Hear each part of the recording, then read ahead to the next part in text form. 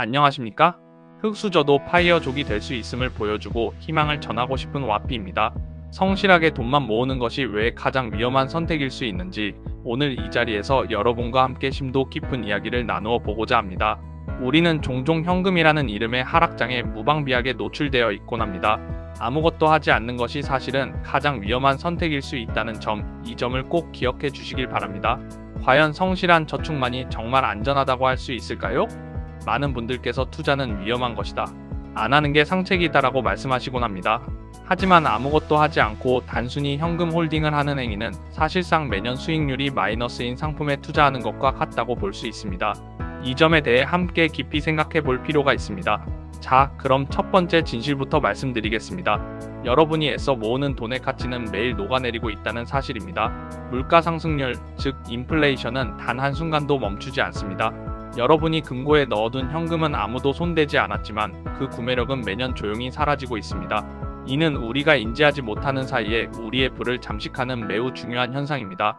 인플레이션의 현실을 1000원의 배신이라는 예시로 설명해 드리겠습니다.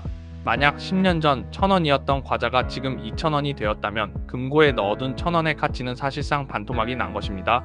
돈의 숫자는 그대로이지만 그 돈으로 살 수 있는 것은 절반으로 줄어들었죠. 이처럼 열심히 돈을 모으기만 하는 행위는 마치 밑 빠진 독에 물을 붓는 것과 같습니다. 자본주의 시스템에서 실물 자산을 소유하지 않는다는 것은 시간이 흐를수록 스스로 가난해지는 길을 선택하는 것과 다름없다는 점을 명심하셔야 합니다. 이어서 두 번째 진실입니다. 주변에서 들려오는 투자 실패 사례들은 사실 투자의 결과가 아니라 투기의 결과라는 점을 명확히 말씀드리고 싶습니다. 우리는 망한 사람들의 이야기를 투자의 위험성으로만 읽어서는 안 됩니다. 그것은 투자를 가장한 일종의 도박의 결과라고 해석하는 것이 더 정확합니다. 그럼 투자 실패의 진짜 원인들은 무엇일까요? 첫째, 특정 테마주의 전 재산을 몰빵하는 경우입니다. 기업의 가치나 실적과 무관하게 단기 대박만을 노려한 종목의 모든 자산을 집중 투자하는 것은 투자가 아닌 도박에 가깝습니다. 둘째, 과도한 빚을 내어 투자하는 경우입니다.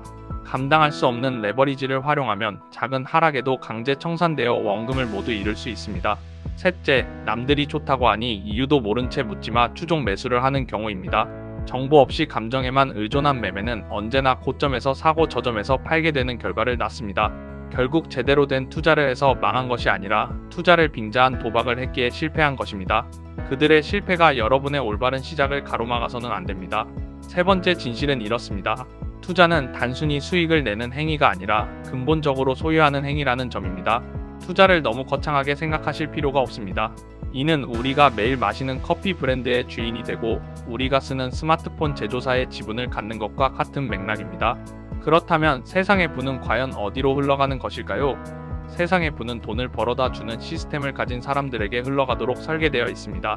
기업을 소유하거나 부동산을 소유한 사람들이 바로 그 수혜자들입니다. 이들은 시스템의 소유자로서 자는 동안에도 돈이 불어나는 경험을 합니다. 반면 시스템 없이 자신의 시간만을 파는 노동 제공자들은 쉬면 수입이 멈추게 되죠. 이 시스템의 줄기를 조금이라도 소유하지 못한다면 평생 남의 시스템을 위해 일하는 노동자로만 살아야 한다는 현실을 직시해야 합니다. 이러한 소유의 시작은 생각보다 우리 가까이에 있습니다. 여러분이 매일 마시는 커피, 스타벅스나 네스카페 같은 브랜드의 주주가 될 수 있습니다.